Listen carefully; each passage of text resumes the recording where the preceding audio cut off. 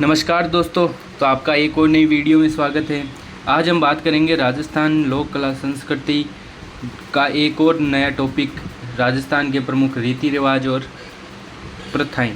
ठीक है, इस वीडियो में हम आज रीति रिवाज है वो कंप्लीट करेंगे और जो प्रथाएं का जो बचा हुआ टॉपिक है वो मैं एक और वीडियो आपके लिए जो है इस चैनल पर डाल दूँगा, तो आप उस वीडियो को देख लीजिए। ठीक है, तो आज हम इस वीडियो में रीति रिवाजों की बात करेंगे और इस वीडियो में आपको संपूर्ण जो रीति रिवाज है वो इस वीडियो में आपको मैं करवा दूंगा। ठीक है, तो चलिए वीडियो की बिना देरी से हम शुरुआत करते हैं। उससे पहले आपसे छोटी सी रिक्वेस्ट कि आप हमारे चैनल पर नए हैं, चैनल को लाइक कीजिए, चैनल को सब्सक्राइब कीजिए ताकि हर आने वाली वीडियो आप तक पहुँच जाए। ठीक है, तो चलिए वीडियो की शुरुआत करते हैं। देखिए, आज हम बात करेंगे राजस्थान के प्रमुख रीति रिवाजों की।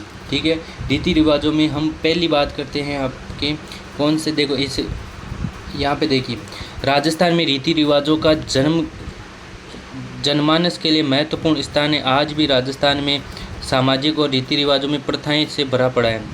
सामाजिक जीवन कौन से रीति रिवाजों से भरा पड़ा है? राजस्थान में सामाजिक रीति रिवाजों को मुख्यतः 4 भागों में बांटा गया है। कितने भागों में बांटा गया है? सामाजिक रीति रिवाजों को 4 भागों में बांटा गया है। अब देखो कौन कौन से। पहला है रीति रिवाज। ठीक है, इनमें पहला है आपके जन्म से संबंधित है। कौन सा? जन्म से संबंधित है। दूसरा है विवाह से संबंधित है। दूसरा कौन सा है? विवाह से संबंधित। तीसरा है आपके शोक या दुख से संबंधित। और चौथा कौन सा है? चौथा है आपके अन्य रीति रिवाज। ठीक है, ये 4 रीति रिवाज है जो कि आज हम इस वीडियो में जन्म से संबंधित, मृत्यु से संबंधित और आपके विवाह से संबंधित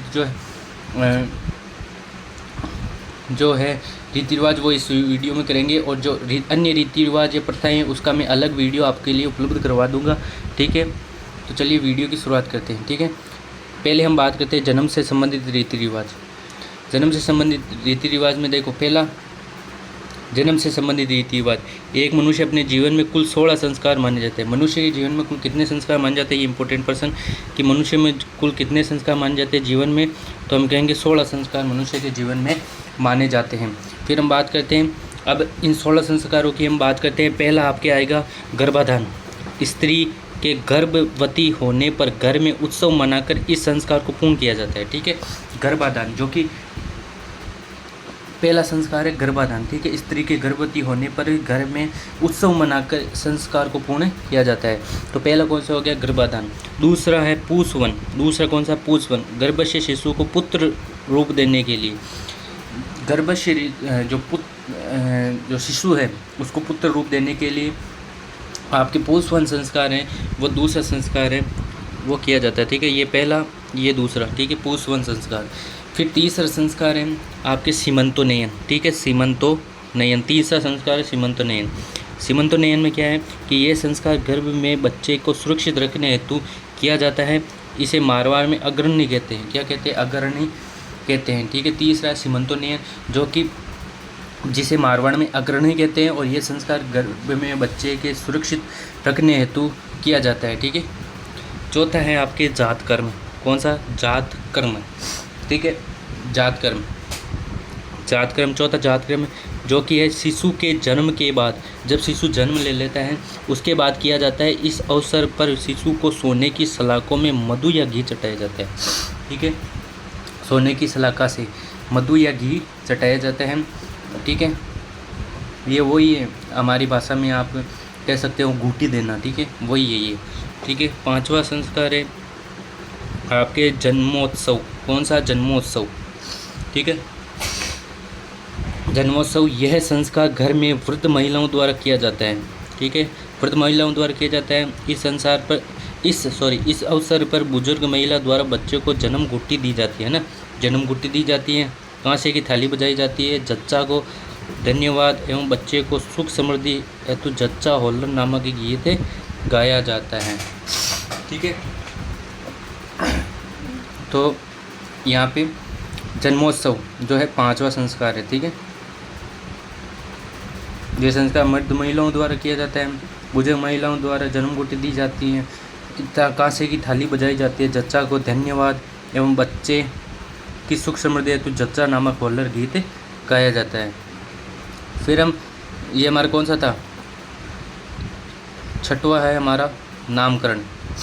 कौन सा, नामकरण। छठवां है नामकरण, ठीक है।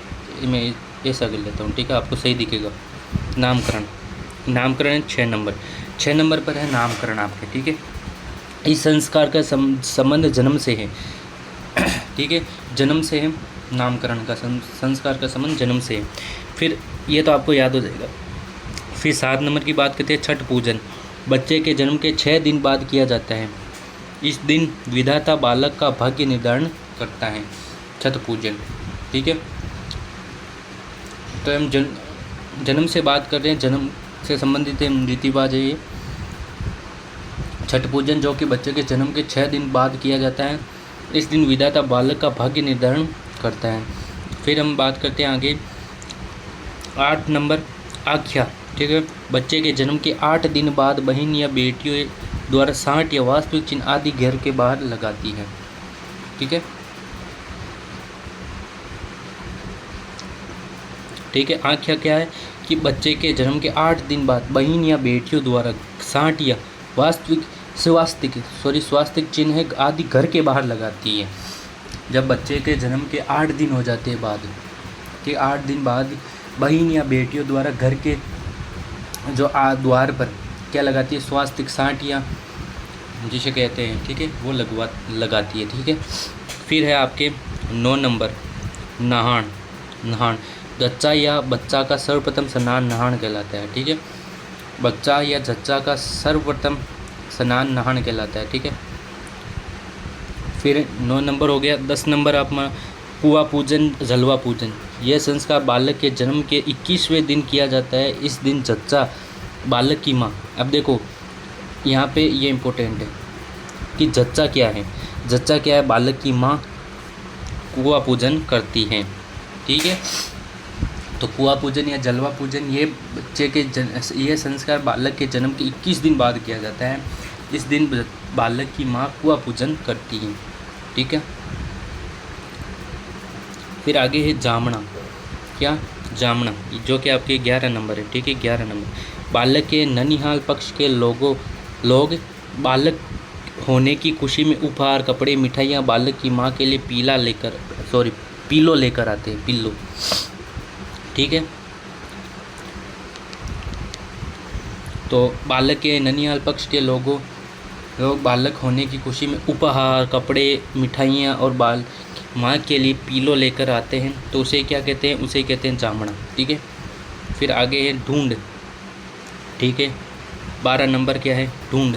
बच्चे के जन्म के बाद, ठीक है, बच्चे के जन्म के बाद प्रथम होली पर ननिहाल पक्ष की ओर से उपहार, कपड़े और मिठाइयाँ और फूल भेजे जाते हैं। बच्चे के जन्म के बाद प्रथम होली पर, कब, होली पर, जो कि पहली होली होती है, उस पर ननिहाल पक्ष के द्वारा उपहार, कपड़े और मिठाइयाँ भेजे जाते हैं, तो वही क्या कहलाता है, वही ढूंढ कहलाता है, ठीक है। फिर हमारा 13 नंबर है निष्क्रमण। बच्चे के 4 माह के बाद पहली बार घर से बाहर निकाला जाता है। बच्चे को 4 महीने के बाद पहली बार घर से बाहर निकाला जाता है, तो उस संस्कार को कहते हैं निष्क्रमण निष्क्रमण जो आपके संस्कार कहते हैं, ठीक है। फिर हम बात करते हैं आगे संस्कारों की। उसमें है अन्नप्राशन। क्या है, अन्नप्राशन, ये आपके 14, जो कि अन्नप्राशन है, ये 6 महीने के बाद बालक को पहली बार अन्न प्रदान किया जाता है। 6 महीने के बाद बालक को क्या प्रदान किया जाता है, 6 महीने के बाद बालक को अन्न प्रदान किया जाता है, ठीक है। तो ये कौन सा हो गया, अन्नप्राशन हो गया आपके, ठीक है। फिर आगे है मुंडन, चूड़ाकर्म, जड़ूला, लटरिया। ये आपके हैं 15 नंबर, ठीक है, ठीक है, 15 नंबर है ये, ठीक है, 15 नंबर है। कौन सा, यहाँ पे ऐसे करो, मुंडन, चूड़ाकर्म, जड़ूला या लटरिया। किसी देवी या देवता के सामने छोटे बालक के पहले या तीसरे वर्ष में प्रथम बार सिर के केस उतारे जाते हैं, ठीक है। किसी देवी या देवता के सामने छोटे बालक के पहले या तीसरे वर्ष में, या तो पहले वर्ष या फिर तीसरे वर्ष में प्रथम बार जो सिर के बाल उतारे जाते हैं उन्हें क्या कहते हैं, मुंडन कहते हैं, चूड़ाकर्म कहते हैं, जड़ुल्ला कहते हैं और लटरिया कहते हैं। ठीक है, ये आपको ये है, इनको कहते हैं। ठीक है, फिर हम बात करते हैं अगला संस्कार, जो कि है आपके कौन सा, अंतिम 16वां संस्कार है यज्ञोपवीत या जनेऊ उपनयन।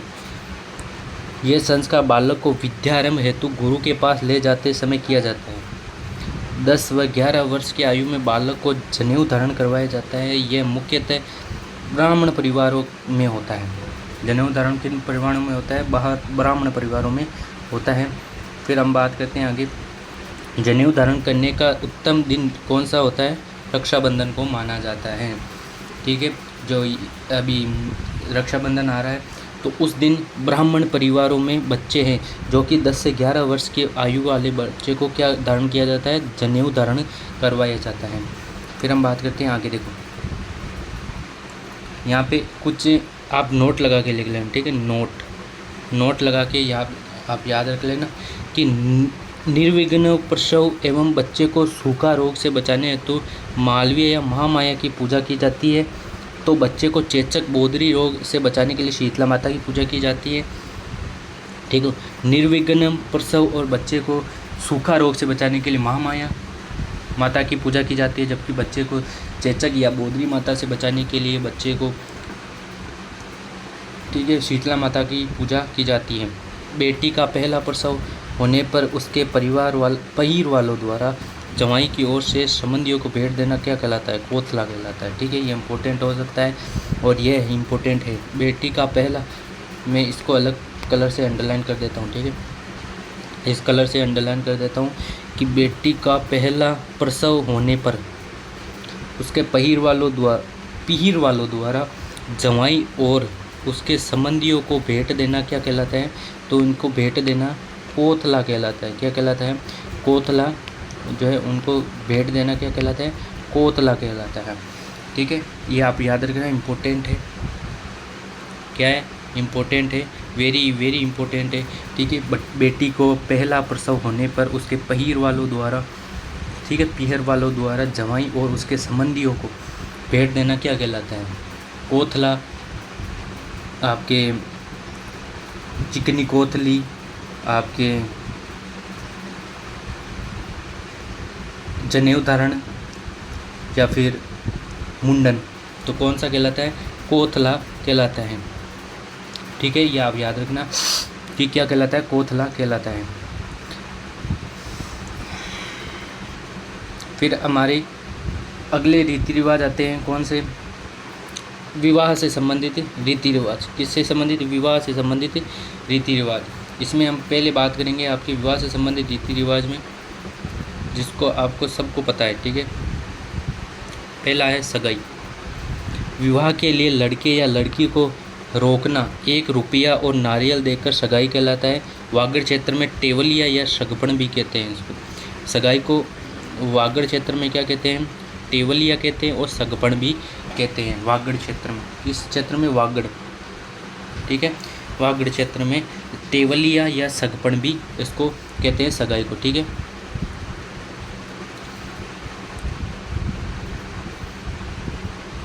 आगे है आपके टीका। टीका क्या है, टीका वधू पक्ष की ओर से वर को तिलक कर दी जाने वाली भेंट कौन सा होता है, टीका जो है विवाह से संबंधित रस्म है टीका, जो कि वधू पक्ष की ओर से, ठीक है, वर पक्ष को तिलक लगाकर दी जाने वाली भेंट टीका कहलाती है। ठीक है, फिर लग्न पत्रिका, जिसे आप क्या कहते हैं, कुकू पत्रिका। हमारी भाषा में ये कहते हैं कुकू पत्रिका। क्या कहते हैं, कुकू पत्रिका। ठीक है, वधू पक्ष वाला कागज की पत्रिका में पंडित से विवाह का कार्यक्रम लिखवा कर वर पक्ष को भेजता है। इसे पीली चिट्ठी भी कहते हैं। पीली चिट्ठी किसे कहते हैं, लग्न पत्रिका को ही पीली चिट्ठी कहते हैं। वधू पक्ष वाले भेजते हैं। ठीक है, कागज, वधू पक्ष वाले कागज की पत्रिका से में पंडित से विवाह का शुभ मुहूर्त कार्यक्रम निकलवा कर वर पक्ष को भेजता है। इसे पीली चिट्ठी कहते हैं, जिसे लग्न पत्रिका कहते हैं। ठीक है, फिर आपके कुमकुम पत्रिका, कुमकुम पत्रिका, ठीक है, ठीक है, कुमकुम पत्रिका, जिसे विवाह का निमंत्रण, पहली कुमकुम पत्रिका किसको, गणेश जी को भेजी जाती है। पहली कुमकुम पत्रिका किसको भेजी जाती है, गणेश जी को भेजी जाती है, ठीक है। ये है कुमकुम पत्रिका, ठीक है, वो नहीं, ये विवाह का निमंत्रण पत्र, पहली कुमकुम पत्रिका जो है गणेश जी को भेजी जाती है, ठीक है। कुकू पत्रिका हमारी भाषा में क्या कहते हैं, कुकू पत्रिका कहते हैं, ठीक है। तो फिर इकताई, इकताई दर्जी वर व वधू के कपड़े बनाने के लिए मुहूर्त से उनका क्या लेता है, नाप लेता है, तो उसे क्या कहते हैं, इकताई कहते हैं। आपको एग्जामिनर प्रश्न कैसे पूछेगा, जैसे मैं आपको बताता हूँ कि कैसे प्रश्न पूछेगा कि निम्न में से कौन सी एक विवाह की रस्म है, तो वह दो तो तीन तो ऐसे अलग दे देगा, जैसे जात कर्म, चूड़ा कर्म, आपके बेखूंटी, या फिर इकताई, ठीक है, इकताई ऐसे दे सकते हैं। तो आपको उसमें जो राइट कौन सा करना है, इकताई वाला है जो है ऑप्शन राइट करना है। ये विवाह से संबंधित रस्म है जिसमें दर्जी है, ये शुभ मुहूर्त से जो दर्जी वर वधू की शुभ मुहूर्त से क्या लेता है, कपड़ों का नाप लेता है, उसे क्या कहते हैं, इकताई कहते हैं, बस। फिर है काकनडोरा, काकनडोरा, ठीक है। काकनडोरा में क्या है कि विवाह के 2 दिन पूर्व पहले राजस्थानी परंपरा का काकनडोरा में विवाह से पहले दुल्हन और दूल्हे को मौली में तांबा, लोहा, लौंग का कोड़ी बांधकर 60 गांठें लगाई जाती है और विवाह के बाद धागा हटा दिया जाता है, ठीक है। तो इसमें क्या होता है कि राजस्थानी परंपरा में काकनडोरा में विवाह से पहले दुल्हन व दूल्हे को मौली में तांबा, लोहा, लौंग, कोड़ी बांधकर 60 गांठें लगाई जाती है। फिर विवाह होने के बाद इसको खोल दिया जाता है, उसे काकनडोरा कहते हैं। फिर है बान बैठाना, क्या बान बैठाना, विवाह के कुछ दिन पहले काकनडोरा बांधकर बान बैठाया जाता है। पहले क्या बांधा जाता है, काकनडोरा बांधा जाता है, काकनडोरा बांधा जाता है, फिर काकनडोरा बांध कर बान बैठाई जाती है, ठीक है, बान बैठाना, बान बैठाई जाती है। फिर आगे बात करते हैं, आगे हैं, ठीक है, आगे कौन सा है, आगे बिंदोली, विवाह के 1 दिन पहले संध्या होने वाले उत्सव को विशेष को कार्यक्रम अतः वर व वधू को गाजे बाजे के साथ मोहल्ले में घुमाया जाता है। बिंदोली नृत्य झालावाड़ का प्रसिद्ध है। तो बिंदोली नृत्य है ये झालावाड़ का प्रसिद्ध है, जबकि बिंदोली है ये होती क्या है कि विवाह के 1 दिन पूर्व संध्या होने से पहले किया जाने वाला एक कार्यक्रम है जिसमें वर व वधू को गाजे बाजे के साथ मोहल्ले में घुमाया जाता है, उसे क्या कहते हैं, बिंदोली कहते हैं। ये बिंदोली आपके झालावाड़ का प्रसिद्ध नृत्य है, बिंदोली नृत्य, ठीक है, जो कि आपके झालावाड़ का प्रसिद्ध है।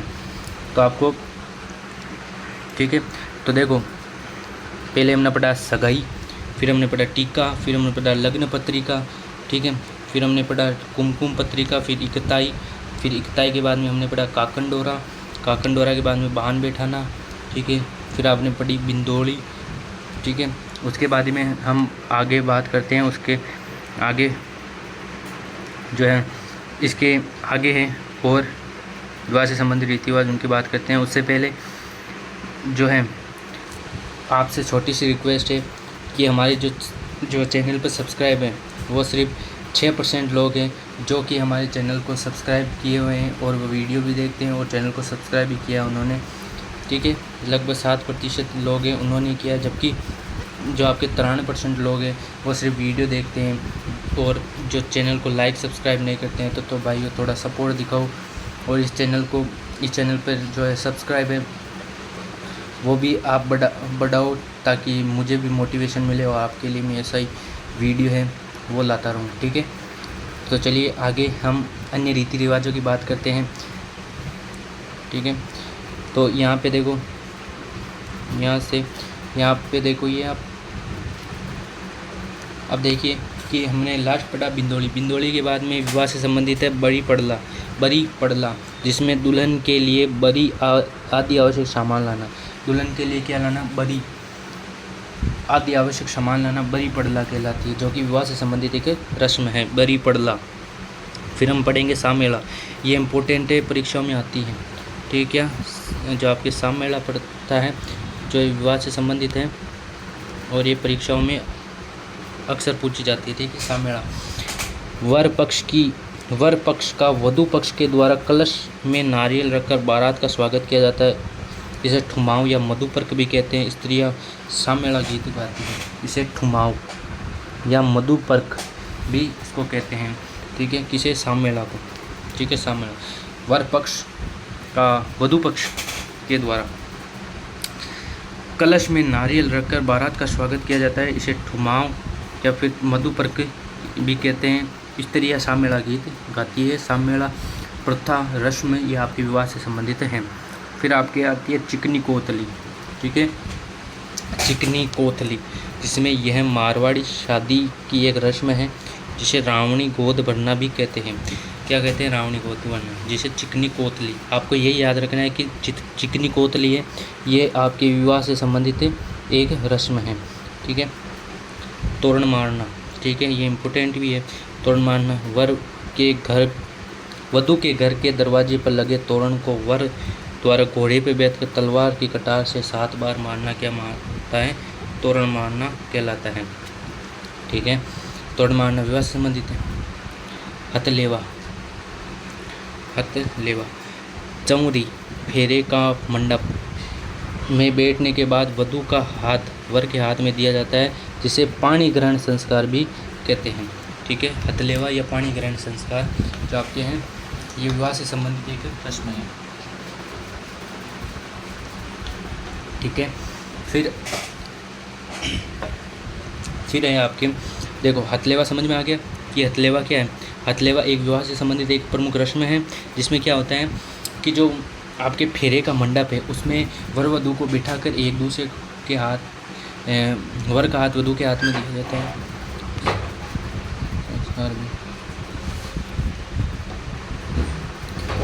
इसे पाणी ग्रहण संस्कार भी कहते हैं। ठीक है, हथलेवा को। ठीक है, हथलेवा एक विवाह से संबंधित एक प्रमुख रस्म है। फिर आगे चलते हैं, आगे है फेरे। क्या?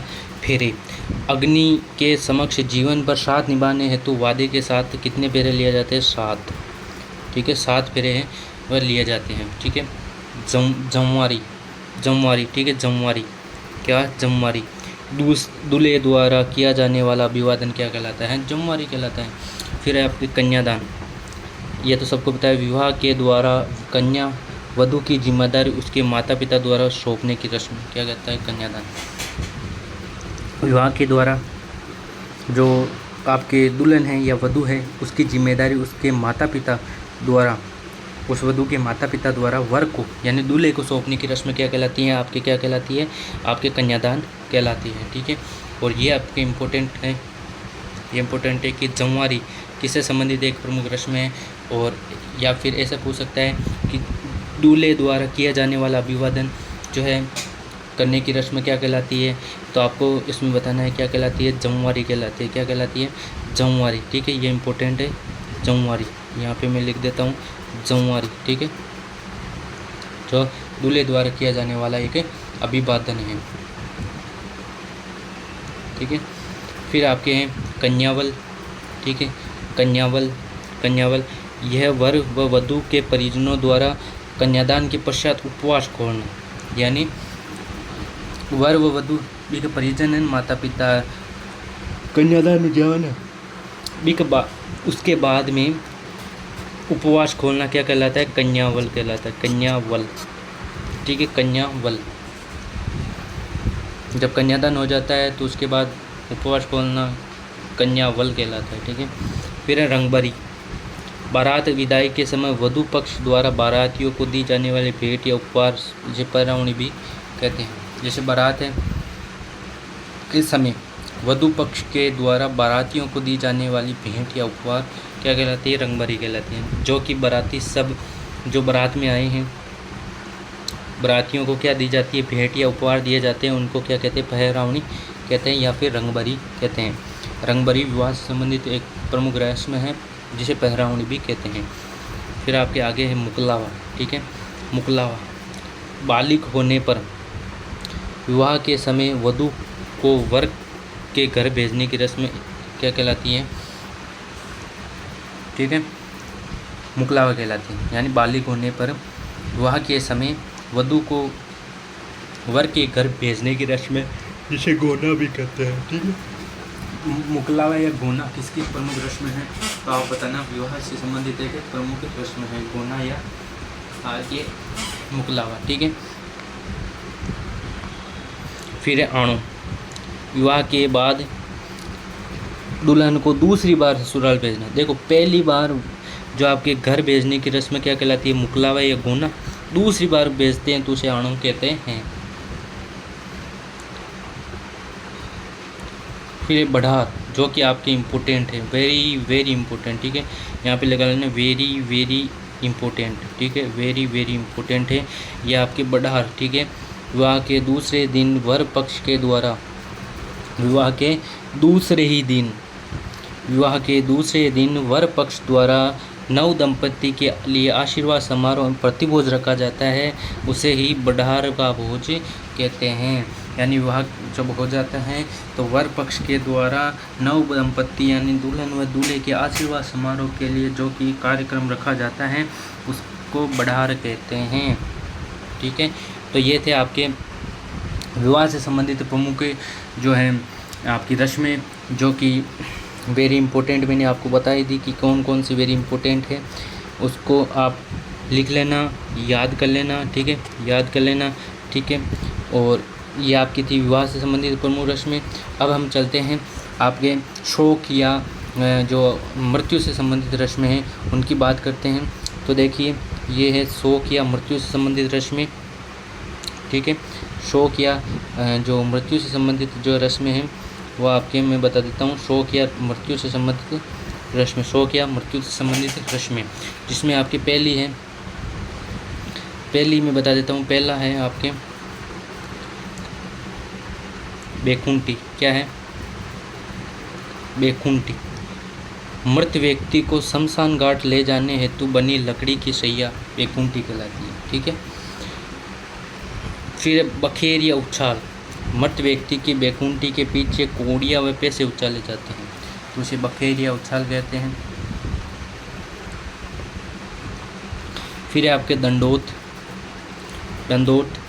मृत व्यक्ति की बेकुंठी के आगे उसके रिश्तेदारों द्वारा किया गया प्रणाम दंडोत होता है। आगेटा क्या है? घर से आधी दूरी तय करने के बाद बेकुंठी की दिशा में परिवर्तन करना आगेटा कहलाती है। फिर है लापा, शव दाह का संस्कार मुखाग्नि देना। ठीक है, लापा। ठीक है, मर्त का आग देने की प्रक्रिया लोपा या लापा कहलाती है। अंत्येष्टि शव का दाह संस्कार करने की रस्म अंत्येष्टि कहलाती है। ठीक है, कपाल क्रिया। उत्तराधिकारी द्वारा दाह संस्कार के समय शव के कपाल को फोड़कर उसमें घी डालने की प्रक्रिया, ठीक है, कपाल क्रिया कहलाती है। फिर आपके बधर, दाह संस्कार के समय मरे हुए व्यक्ति के पुत्रों द्वारा बाल देना बधर कहलाते हैं। ठीक है, क्या कहलाता है? बधर कहलाता है। फिर हम आगे बात करते हैं पानीवाड़ा संस्कार। ठीक है, ये इम्पोर्टेंट है। व्यक्ति की मृत्यु के समय सब लोग एकत्रित होकर स्नान व शोक युक्त सांत्वना देते हैं। इस प्रकार के स्नान को पानीवाड़ा कहते हैं। ठीक है, जो व्यक्ति मर जाता है उसके समय सब लोग एकत्रित होकर स्नान करके शोक युक्त सांत्वना देते हैं। इस प्रकार के स्नान को पानीवाड़ा कहते हैं। ठीक है, फिर फूल चुगना या अस्थि संचयन दाह संस्कार के तीसरे दिन। ठीक है, दाह संस्कार के तीसरे दिन मृत व्यक्ति की हड्डियां, दांत आदि को कुल्हड़ में एकत्रित करके रस्म शरीरवाद और पुष्कर में विसर्जित किया जाता है। उसे फूल चुगना या अस्थि संचयन कहते हैं। ठीक है, फिर तिया मृत्यु के तीसरे दिन रिश्तेदारों या मित्रों द्वारा शोक युक्त परिवार को सांत्वना देने हेतु बैठक की जाती है तथा शमशान को पानी डालकर ठंडा किया जाता है। ठीक है, तो फिर है आपके सांतरवाड़ा या मुगटी। मृत्यु के 12वें दिन शोक गुल के घर पर लोगों द्वारा आना या सांत्वना देना सांतरवाड़ा कहलाता है। ठीक है, मृत्यु के से 12वें दिन। ठीक है, शोक कुल दिन तक। ठीक है, 12वें दिन तक शोक कुल के घर पर लोगों द्वारा आना या सांत्वना देना सांतरवाड़ा या मुकुटी कहलाती है। फिर आपकी है मौसर, ये इम्पोर्टेंट है, ठीक है, इम्पोर्टेंट है। और इसमें है कि मृत्यु के 12वें दिन, ठीक है, मृत्यु के 12वें दिन करवाया जाने वाला मृत्यु भोज जिसे नुक्ता या मौसर शब्द संबंधियों को दिया जाने वाला उपहार लेहन कहलाता है। आदिवासियों में मृत्यु भोज को दलिया कांगिया कहलाता है, ठीक है, आदिवासियों का मृत्यु भोज कांगिया कहलाता है, ठीक है। मृत्यु के 12 दिन करवाए जाने वाला मृत्यु भोज है जिसे नुक्ता या मौसर भी कहते हैं। सगे संबंधियों को दिया जाने वाला तथा सगे संबंधियों को दिया जाने वाला उपहार लेहन कहलाता है। आदिवासियों का मृत्यु भोज कांगिया कहलाता है, ठीक है। फिर इसमें आगे ही आप लिखना, ठीक है, आगे ही इसमें अगली जो मृत्यु से संबंधित प्रमुख रीति रिवाज हैं उनमें आप आगे लिखना। एक सेकंड ना, ठीक है। इसमें आप यहाँ पे इसके बाद ही आगे लिखना कौन सा, मैं यहाँ पे बता देता हूँ, ठीक है। यहाँ पे तो नहीं होगा, यहाँ पे बता देता हूँ, यहाँ पे, ठीक है, यहाँ पे बता देता हूँ। उसके बाद में आगे लिखना, इसमें छूट गया है, ठीक है, आगे लिखना जोसर। एक तो मैंने बताया मौसर जो कि मृत्यु व्यक्ति के 12वें दिन दिया जाने वाला मृत्यु भोज है, ठीक है। अब बात करते हैं जोसर की, ठीक है ना, आप लिखना अगली रस्म मृत्यु से संबंधित जोसर। इसमें क्या होता है कि इसमें जो व्यक्ति है, जीवित व्यक्ति, कौन, जीवित व्यक्ति, ठीक है, द्वारा स्वयं का, ठीक है, जीवित व्यक्ति द्वारा स्वयं का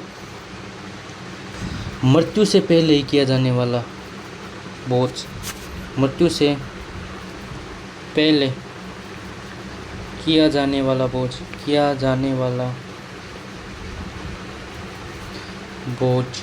क्या कहलाता है, तो ये जोसर कहलाता है, ठीक है। जोसर क्या होता है, जीवित व्यक्ति है, कोई क्या है, जीवित व्यक्ति है, उसके द्वारा स्वयं जीवित व्यक्ति है और स्वयं मृत्यु से पहले दिया जाने वाला भोज क्या कहलाता है, जोसर कहलाता है। जोसर और मौसर इम्पोर्टेंट है, ठीक है। फिर हम आगे चलते हैं, आगे है आपके प्रमुख, ठीक है, आगे है आपके पगड़ी या पाग बांधना, ठीक है। यहाँ पे मैं इसको जूम कर लेता हूँ, पगड़ी या पाग बांधना, ठीक है, पगड़ी या पाग बांधना। इसमें मौसर वाले दिन मृत व्यक्ति के सबसे बड़े पुत्र को पगड़ी बांध कर उत्तराधिकारी घोषित करने की रस्म है, ठीक है। फिर अगली जो रस्म है उसकी बात करते हैं मृत्यु से संबंधित दोवणियाँ, ठीक है। मृतक के 12वें दिन असोज निर्वाण तक पानी से भरे जाने वाले घटक दोवणियाँ कहलाती है, ठीक है, दोवणियाँ। मृतक के 12वें दिन असोज निवारणात्मक पानी से भरे जाने वाले घटक, ठीक है, तो ये दोवणियाँ कहलाता है, ठीक है। फिर हम बात करते हैं मृतक की आत्मा से भटकाव को रोकने हेतु किया गया जाने वाला संस्कार नारायण बलि एवं मृतक के लिए किया जाने वाला संस्कार पुण्यदान या पिंडदान कहलाता है। देखो ये इम्पोर्टेंट हो सकता है, परीक्षा में पूछा जा सकता है कि मृतक की आत्मा के लिए भटकाव को रोकने हेतु किया जाने वाला संस्कार कौन सा है, तो वह है नारायण बलि, जबकि मृतक के लिए किया जाने वाला संस्कार पिंडदान या पुण्यदान कहलाता है। फिर हम बात करते हैं आगे है मृत्यु के 6 माह बाद किया जाने वाला संस्कार 6 माही और 12 माह बाद किया जाने वाला संस्कार वर्षोत्ती कहलाता है, ठीक है।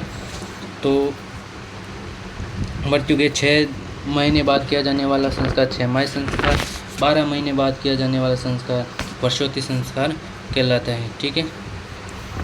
तो ये था आपके राजस्थान के प्रमुख रीति रिवाजों से संबंधित एक महत्वपूर्ण टॉपिक, जिसमें आज हम राजस्थान की जो है इसमें हमने आज बात की रीति रिवाजों में पहले हमने बात की जन्म से संबंधित है, जिसमें 16 संस्कार आपके बताए गए हैं। फिर हमने बात की आपके विवाह से संबंधित है। फिर हमने बात की शौक या दुख से संबंधित है। अब जो ये अन्य टॉपिक बच रहा है, ये राजस्थान के अन्य रीति रिवाज, उसकी मैं एक और नेक्स्ट वीडियो में उसकी बात करेंगे। ठीक है, नेक्स्ट वीडियो में उसकी हम बात करेंगे। ठीक है, नेक्स्ट वीडियो में उसकी बात करेंगे। तो कैसा लगा ये वीडियो अच्छा लगा तो वीडियो को लाइक करना, चैनल को सब्सक्राइब करना। मिलते हैं किसी नई इंटरेस्टिंग और एक इंटरेस्टिंग वीडियो के साथ। तब तक जय हिंद, जय भारत। और हाँ, आप चैनल पर नए हैं तो चैनल को लाइक, सब्सक्राइब और कमेंट है वो करना कि आपको वीडियो कैसा लगा। ठीक है, और थोड़ा सपोर्ट भी दिखाना। ठीक है, तो चलिए मिलते हैं किसी नई वीडियो के साथ। तब तक जय हिंद, जय भारत।